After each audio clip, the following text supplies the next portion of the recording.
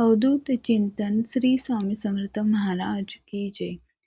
एकादशीच्या दिवशी भात का खाऊ नये हा अनेकांना प्रश्न पडला असेल, तर मी आज त्याचे उत्तर घेऊन आले आहे. एकादशीचे व्रत हे पाप आणि रोग यांना स्वाह करून टाकतात.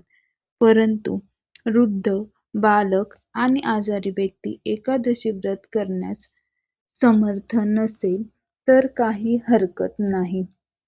परंतु एकादशी व्रत हे सर्वांनी आवर्जून केले पाहिजे.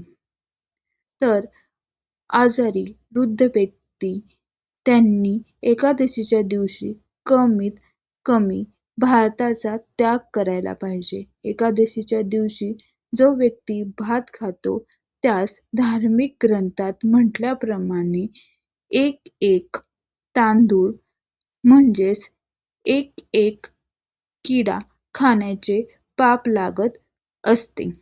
त्यामुळे आपण कमीत कमी एकादशीच्या दिवशी भाताचे सेवन केले नाही पाहिजे.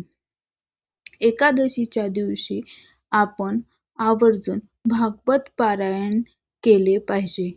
एकादशीच्या दिवशी भागवत पारायण आवर्जून केले पाहिजे.